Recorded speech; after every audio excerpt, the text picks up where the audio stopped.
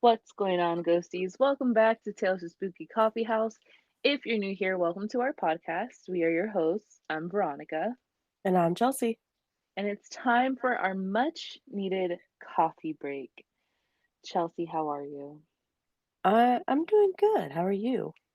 I'm I'm actually doing good. I had a good day. I had a good day, some bad news, but good day overall.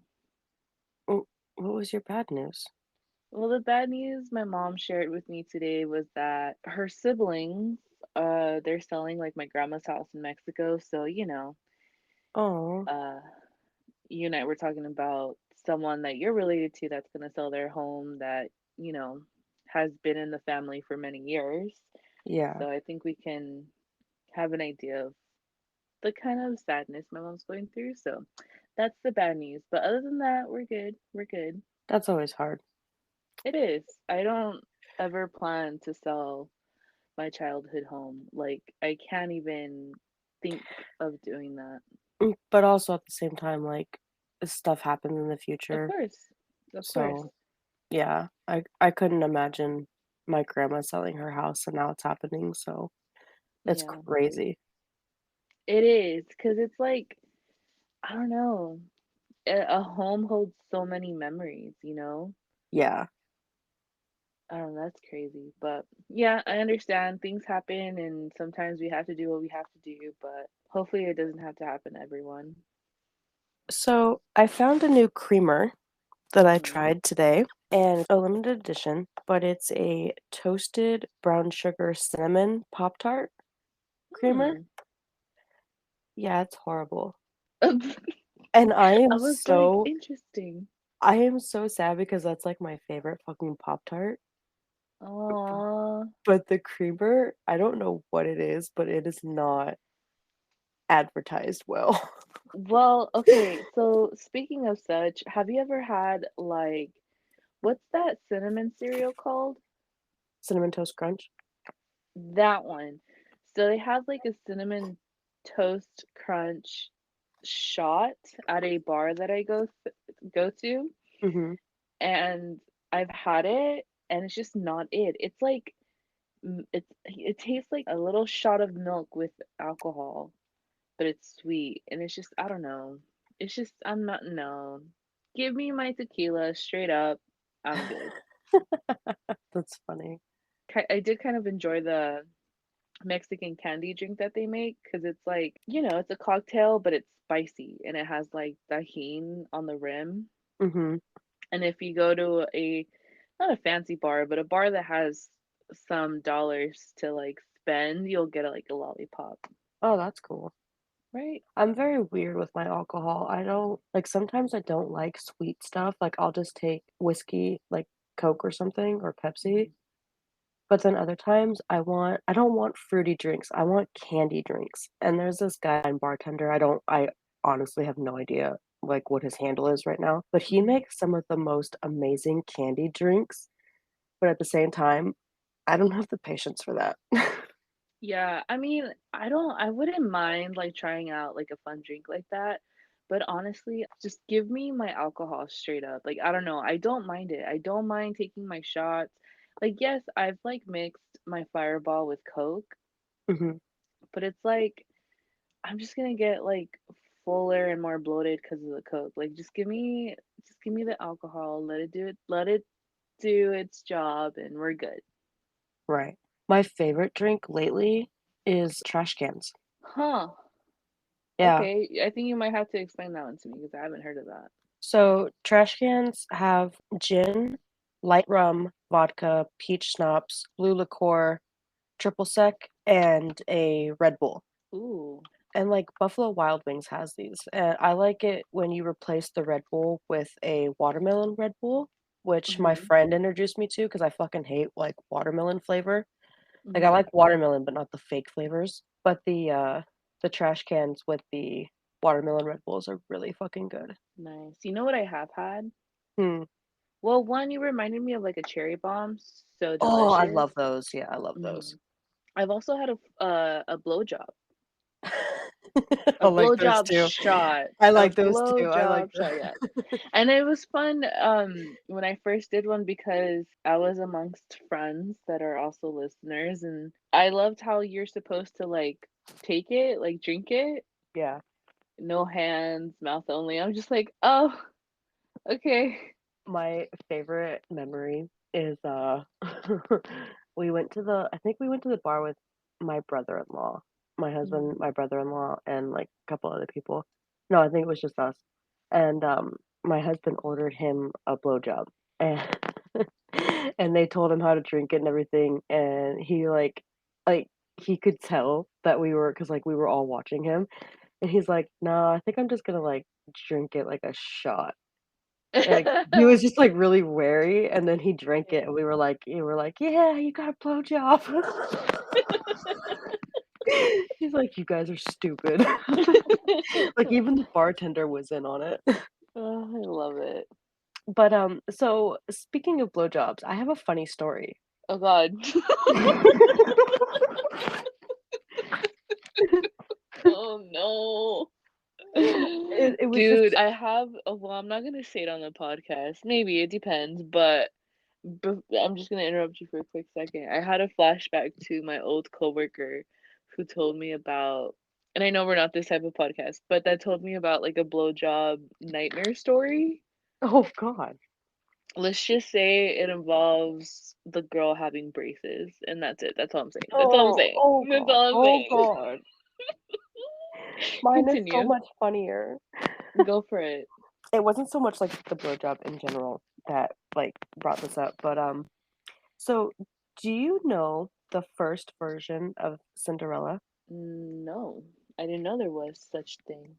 So I always thought the original story was from the Grimm brothers, which Mhm. I guess they have one of like Mm. the original folktale versions. Right. So it was originally published in 1634, I believe, in Italy as Mhm. a spicy adult romance. Ooh, what? Yeah, and I can't get it like because we all know the Disney Cinderella. Mhm. And I just can't picture her as a spicy horror from the 1600s. Oh. Listen, Chelsea, we all started in life differently, and somewhere down the line, people will have a change of heart and decide to take a different path in life. You know, people make mistakes. Yeah, I'm gonna be researching because I kinda like, I'm very intrigued by the story, and I Yeah, wanna see if there was any, like, surviving versions of it. that's exciting. Please keep us posted. I love a little story time. But like you said, we're not that type of podcast, so maybe we'll just keep it on the YouTube channel. Yeah, that's true. That's why I was like, "Ugh, I don't know if I should say this or not." It's okay. Um, It's okay because it's us, like, it's just us. Speaking of funny, I do have a joke for you that I saw on it was either Instagram or TikTok. So I know last week I was trying to be funny and I failed miserably and Chelsea called me out on it. So I'm hoping to make up for it this episode. Okay. What do you call an emo strip club? What? Suicidal thoughts. Get it? Like T a H O thought, T yeah, S, like a thought, like a thoughty. yeah, that's All funny. right. I'm just gonna assume that the ghosties laughed at that one, just to help me sleep tonight. Go ahead. I have one for you too. Yes. It's kinda dark humor, but it's on that same, like, We love thought. dark humor here. We should do dark humor jokes one of these well, we're gonna have to be careful, but yeah. Yeah. So, what do you call a group of emos? What? Suicide Squad. I hate you. Ew. I don't like it. But you're laughing. No, I'm not. Also, we did do a birthday shout out last episode for Taylor, and here we are about to make another birthday shout out to another one of our listeners and one of my best friends. I don't know about Chelsea. I don't know. Listen, Yeah. I don't care what Z says about you, Chelsea. I like you and I think you're great. And And Z and I will both agree that you're talking shit because she loves me and I love her. That's what you want to believe that she says about you behind your back? Sure. But Z, happy birthday. Her birthday was on April 5th, just a few days ago. I hope Taco Tuesday went as planned. We're recording this a little earlier, so I'm all worried about the Taco Tuesday. But anyways, happy Yeah. birthday, Z. Like we said last episode, we're really bad at happy birthdays, but happy birthday, we love you. We love you so much. I love you more. Moving on, let's go ahead and get started with the true crime topic of the week. Are you ready? I'm ready. Let's do it. So this week we're going to be talking about Dean Corll, and just a heads up, this is kind of like a longer segment, and I'll kind of get into why as I talk about him, and it'll kind of make sense as well. But Dean Corll was born on December 24th, 1931, in Fort Wayne, Indiana, which is literally like 45 minutes from where I'm at right now. Nice. He was an American serial killer and sex offender who abducted, raped, tortured, and murdered a minimum of 28 teenage boys and young men between 1970 and 1973 in Houston and Pasadena, Texas. During his crimes, he was aided by two teenage accomplices, David Owen Brooks and Elmer Wayne Henley. The crimes, which became known as the Houston mass murders, came to light after Henley fatally shot Dean, and upon discovery, it was considered the worst example of serial murder in the US history. So, Mm, that information right there, how it was the worst example, it was the worst example until a few years later when John Wayne Gacy began killing. hmm So at the time, this was one of the most researched crimes in America, which is why this segment is going to be long because there is so much information because it was so in depth. Like they analyzed every single little thing. So Dean Corll would become known as the Candyman and the Piped Piper because his family had previously owned and operated a candy factory in Houston Heights, Texas, and he had been known to give free candy to local children.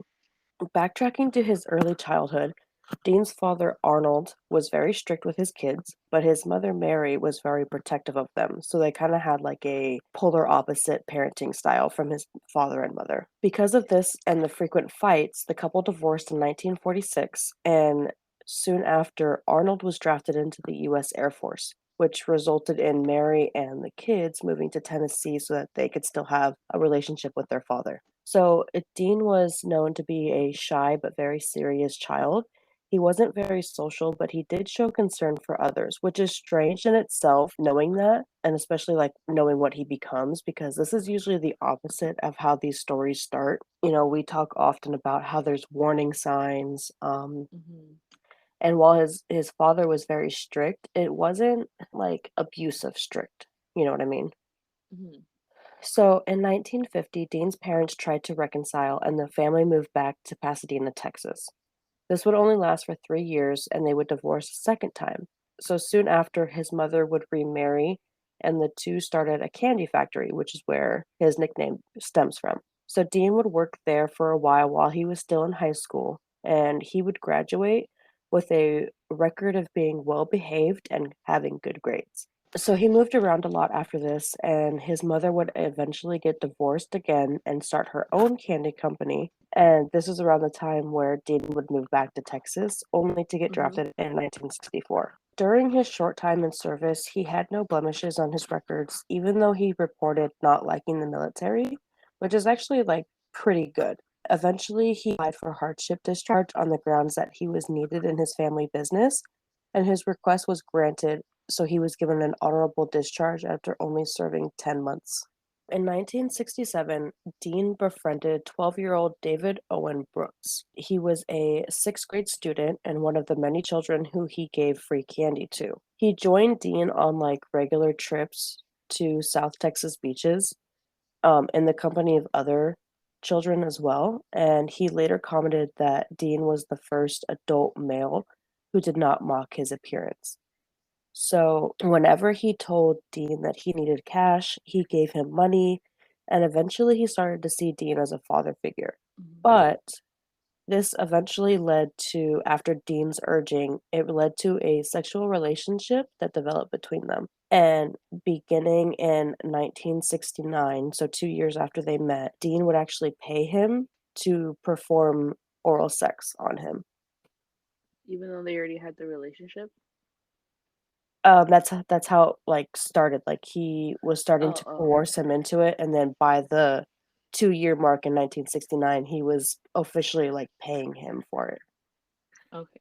Dean's victims were usually lured to them in vehicles that he owned, and even a Chevy Corvette that he had bought for Brooks in 1971. So, usually he would lure them by offering a party or a lift, and they would be driven to Dean's house. There, he would give them alcohol or drugs until they passed out and trick them into handcuffs or just simply grabbing them. Trigger warning for this next part. They were then stripped naked and either tied to Dean's bed or a plywood torture board that was regularly hung on a wall in his room. Once they were tied up, the victims would be sexually assaulted, beaten, tortured, and sometimes for several days before eventually strangling them or shooting them with a 22 caliber pistol. After the victims were killed, their bodies were then tied in plastic sheeting and buried in one of four places. So either a rented boat shed in southwest Houston, a beach on Bolivar Peninsula, a woodland near Lake Sam Rayburn, where Dean's family actually owned a lakeside log cabin, or they would be buried at a beach in Jefferson County. So, in several instances, Dean forced his victims to either call or write to their parents with explanations for their absences in order to delay the parents' fear for their son's safety. He's also known to have retained keepsakes from his victims, usually in the form of their keys. So, I'm not going to go too in depth with all of the victims. I will say, though, that his first known victim was an 18-year-old college freshman named Jeffrey Conan, and on September 25th, 1970, Conan vanished while he was hitchhiking with another student from the University of Texas. At the time of his disappearance, Dean lived in an apartment on Yorktown Street. And so, around the time of Jeffrey Conan's murder, Brooks had actually interrupted Dean in the act of sexually assaulting two teenage boys. And so, he promised Brooks that he would buy him a car in return for his silence, which he ended up doing, which is the Chevy that I brought up earlier that they kidnapped some of the victims with. Would you have done it? What? Would you have been bought? Would your silence have been bought with the promise of a new car? No. Okay. Would yours? No. Okay. I was like, is that why you're asking? No, no, I no, was no. I was slightly concerned for a second. No, no, um you guys should never be concerned over me. After all the things you've said, I'm good. What? you know, like I may have said a lot of stuff on this podcast and admitted to a lot, but I do have morals and I do have a line that's drawn. Like, Are you saying I don't fucking that I crossed the line or what? no, I just think you don't give me enough credit for that part. Oh, I mean, uh, So after this, Dean did admit to Brooks that he had killed two young men and offered him $200 for any boy that he could lure to his apartment. So 200 in the 1970s is the equivalent of approximately $1,536 as of this year. I would. I mean, I wouldn't. I wouldn't either. I just like I'm mindful, but But that's also at just the same time, you got to remember he's only. Hold on, let me verify. Let me verify. He's only like 14. all right. Yeah. Like, they're very impressionable and easily manipulated at that age. So, for the next couple of months, Brooks and Dean would be accomplices in murdering multiple people. And then in the winter of 1971, Brooks introduced Henley to Dean. Henley likely was lured. to Dean's address as an intended victim. However, Dean decided that the youth would make a good accomplice, and he offered him the same fee of $200 for any boy that he could lure to his apartment, informing Henley that he was involved in a white slavery ring operation operating out of Dallas. So this kid just thought it was a slavery thing, not a sexual assault and murder type thing, Yeah. which is still bad. But I know. Uh-huh. later on, Henley actually stated that he ignored Dean's offer for several months, but he did maintain an acquaintance with him and eventually started to view him as something of a brother type of person. And Mhm. he admired his work ethic and felt like he could confide in him. The identity of the first victim that Henley had assisted in remains unknown, which a couple of the murder victims, even before Henley got involved, still remain unknown to this day. On March 24th, 1972, or actually, let me start that over. So, this next victim is kind of where things began to become rocky between the trio. On March 1972, Henley, Brooks, and Dean encountered an 18-year-old acquaintance of Henley's named Frank Aguirre, and Henley had called him over to Dean's van and invited him to drink and smoke weed with them at Dean's apartment, which he agreed to because he knew Henley. Once they were at his apartment, they began to smoke and drink, and eventually Frank picked up a pair of handcuffs that Dean had left on his table, and that's kind of when he pounced on him and began his usual antics. Mhm. And Henley later claimed that he did not know what Dean's true intentions were when he had persuaded his friend to accompany them. And in a 2010 interview, he claimed that he tried to stop him from assaulting his friend, and he obviously that he refused, but that was the night that he informed Henley that he had raped, tortured, and killed the previous victims that he had assisted in abducting.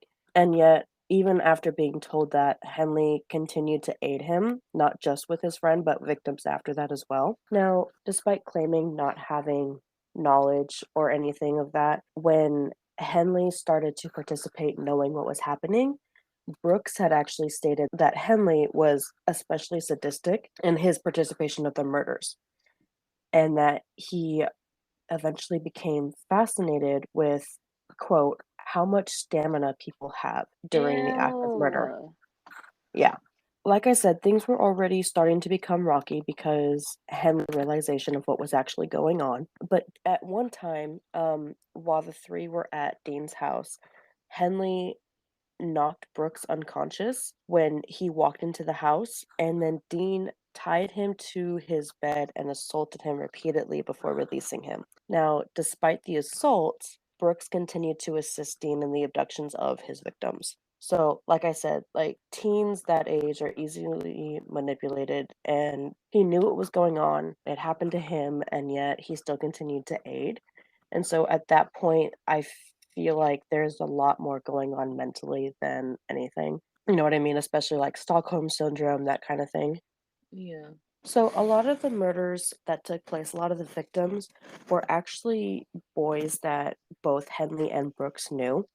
And so I feel like this played a role in the eventual occurrence that happened between the trio. So according to Henley, there were only three victims in which Brooks did not participate in, and that was because in July 1973, Brooks actually married his pregnant fiance. Oh. Uh, yeah, and so during that time, because you're getting married, you gotta have some time to yourself. Henley was the only sole participant in procuring victims for Dean. And so, despite that, the last known victim of Dean was on August 3rd in 1973, in which Brooks helped procure his 13-year-old victim. August 8th, 1973, at approximately 3 a.m. or so, Henley and Timothy were accompanied by a young woman, Rhonda Louise Williams, and they went to Dean's house. Now, Dean was furious that Henley had brought a girl to his house, telling him in private that he had ruined everything because, he didn't sexually assault women, he just sexually assaulted teen boys. And so Dean appeared to have calmed down and offered them beer and weed, but after a couple of hours, the three of them passed out. So when Henley woke up, he was lying on his stomach, and Dean was snapping handcuffs onto his wrists. His mouth had been taped shut, and his ankles had been bound together. Now, Curly and Williams, his two friends, had also been laying behind or next to him, bound with nylon rope and gagged with tape. And at that point, Curly had already been stripped naked. When Dean realized that Henley was awake, he removed the gag from his mouth and he protested, but Dean's just kept saying that he was angry because Henley brought a girl to his house and that he was going to kill all three of them. And basically telling him, and these are quotes, "Man, you blew it bringing that girl. I'm going to kill you all, but first I'm going to have my fun." And he was repeatedly kicking them in the chest. And after a while, Henley tried to calm Dean by promising to participate in the torture and murder of both Williams and Curly if Dean released him. He said that this went on for about 30 minutes before Dean finally agreed and untied Henley.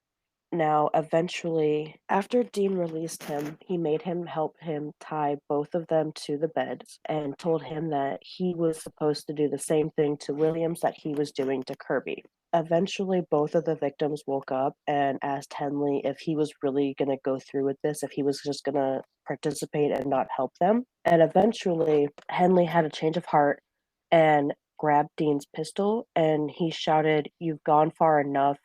I can't go on any longer. I can't have you kill all of my friends."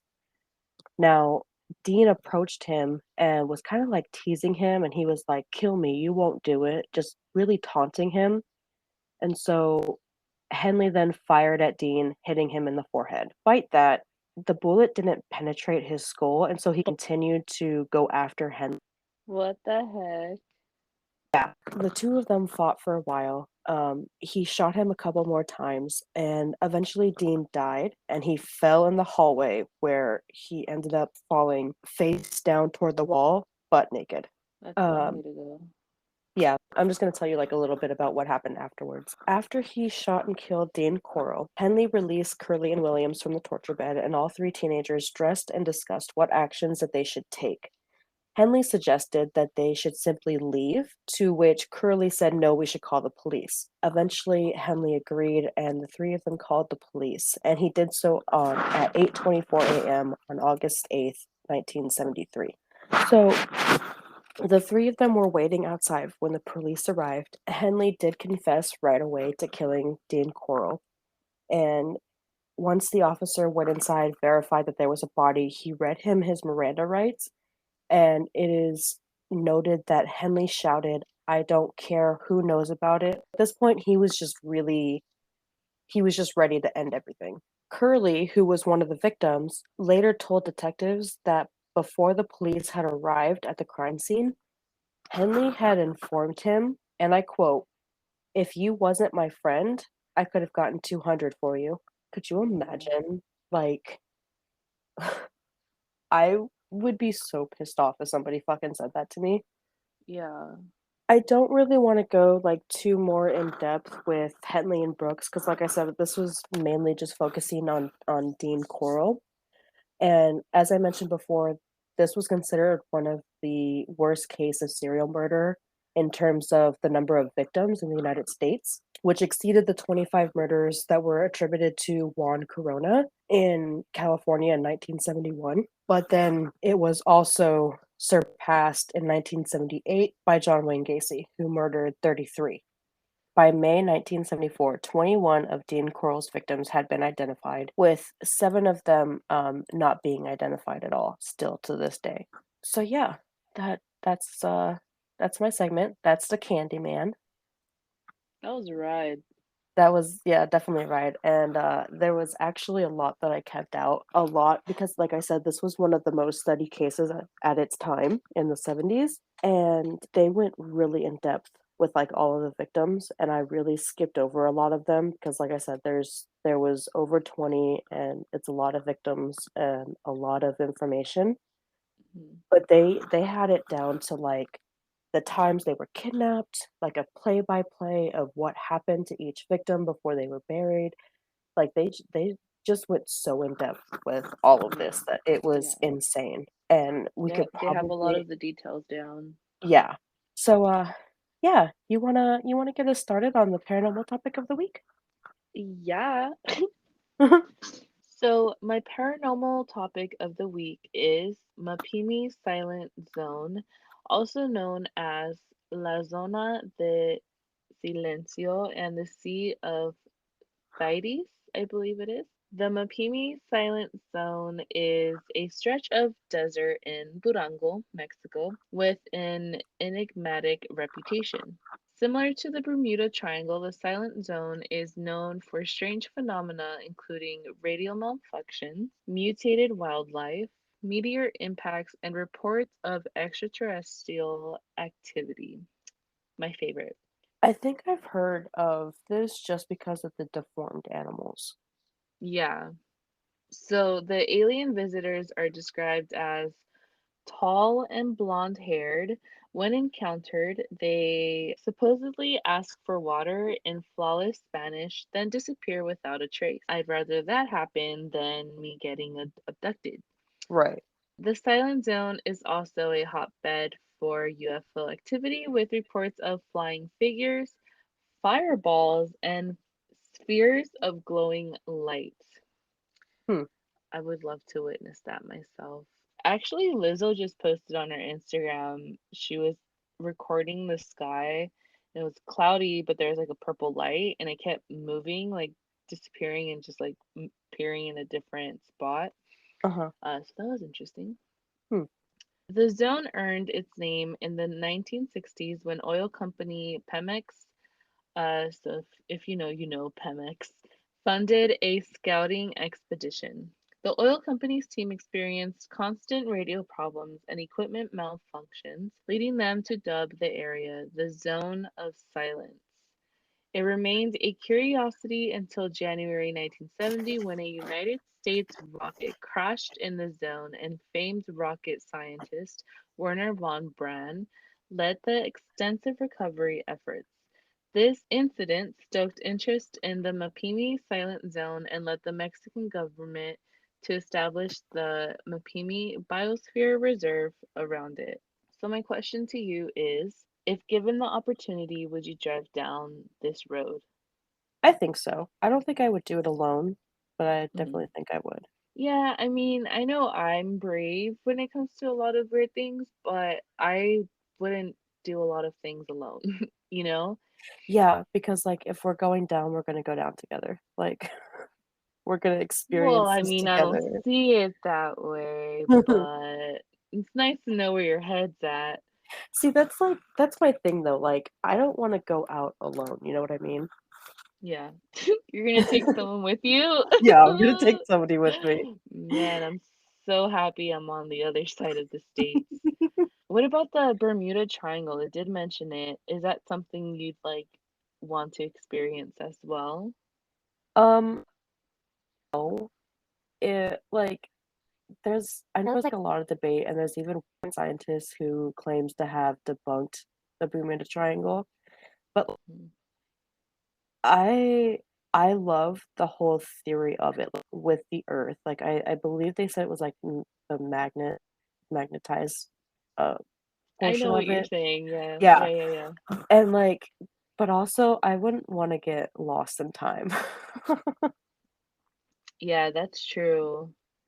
Because I have heard of the pilot that like went back in time or something like that. Yeah, and seeing that was one of the things that the scientist that I was talking about, like, he debunked, like, he said that it never happened, and it was just a story that people started to say. Hmm. But, like, at the same time, stories come from somewhere, you know what I mean? Yeah, it's like I know we didn't mention this on the podcast, but Chelsea and I were talking about mermaids earlier.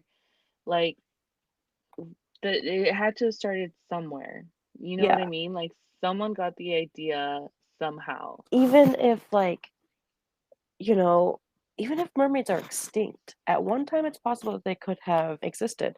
And, like, there's different versions, there's mermaids and there's the sirens, which one is good, one is evil, but I feel Hmm. like that's humans too, like, that's just how it is, like, there's, like, the yin yang, there's always, the darker half, the lighter half.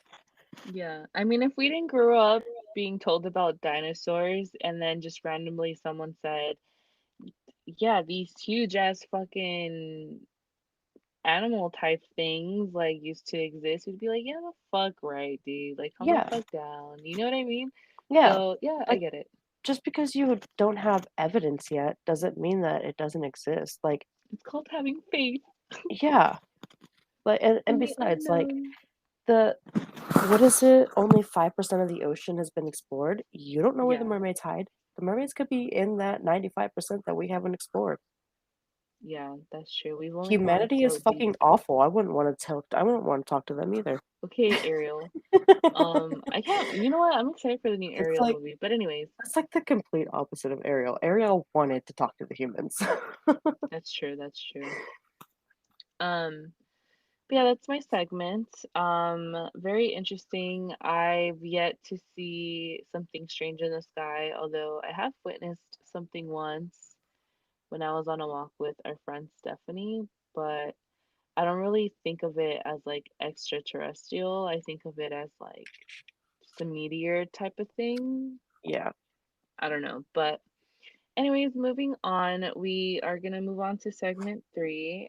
We have a special tarot card reading for Z that I'm extremely looking forward to. As you guys know, Remy and Izzy, aka Chelsea's daughters, they're getting their hands on practice with tarot cards. I just Chelsea, please take it away, please. I'm so excited. So we were gonna do this tarot reading anyways because Z asked for it. But it's her birthday Yeah, week, so it's remember like that. You perfect asked for timing. it, Z. You asked for this. Sorry, I had to. I have to. So both of the girls chose two cards for a total of a four-card reading, and I had them focus on this question, and that is, what are a few things that you need to hear to improve your life in the next 5 years? Mm. Okay. Now, I repeated this question like 50 million fucking times because to get them to focus on it. Now, they chose the cards randomly. I laid all the cards and they picked them. They put them however they wanted. I did not mess with the cards like at all. Like they completely chose everything, okay? I'd like to point out that Remy happened to choose two reversed pentacle cards and Izzy chose two right side up wand cards. I'm so excited. The first card that Remy chose was the Six of Pentacles reversed. So you're clinging to the past right now and you're unable to move on because of it. So you need to learn to focus on the present and be aware of your surroundings. You're also going to be ready to let go of the past because of this, because you're going to be focusing on your future. So you're going to want to focus on kind of like that aspect and really enjoy the freedom that letting go and moving on is going to give you. I feel like that's really sweet. Or that the other individual might get as well. Yeah. So the next card is the Five of Pentacles reversed. And this card also represents that feeling of you being ready to move on and let go of emotions or sorrow and just really accept help. And so acceptance is part of your healing journey. And so in order to forgive, move on from the past, you're going to want to focus on the acceptance that comes with it. So Izzy's cards, like I said, they're both wands and they're both right side up. So the first card is the 7 of wands. So this card is telling you that you have worked hard for where you are, but right now you're feeling under attack and blamed for things. Hmm. I swear that's what the fucking card says. So you need to stand up for what you believe in and not let anybody tell you what is and isn't your fault because life may be busy and challenging right now, but you not only have the stamina to endure it, but you also have the stamina to manifest better things in your future. So the last card that she chose, Age of Wands. You have a lot of bright ideas and exciting plans, and you're probably feeling really creative and fearless about them, but you're not doing anything about it. So when I say that, I don't mean to rush into things without considering the consequences because you definitely don't want to do that, but start taking the time to really focus on what it is that you want. And low key, see, I'm kind of really mad at you because you didn't get called out like Veronica and I did. Yeah, this was a failure. You know what? I feel like maybe they were probably being nice because it's your birthday. So I think we need a redo in the future Yeah, for sure. when I it's not your birthday. That's true, that's true, that's true. Yeah, maybe they were being nice. Whatever, Z, you got a good one this time. All right, ghosties, that brings us to the end of our episode. Thank you so much for joining us this week. We hope you had as much fun as we did. If so, make sure to give us a follow on Instagram and TikTok while it's still not banned in the US. And if you are interested in a tarot card reading, please give us a DM. Let us know. We'll be more than happy to do one for you. We are your hosts. I'm Veronica. And I'm Chelsea. Have a spooky weekend. We'll talk to you guys next week. Bye. Bye.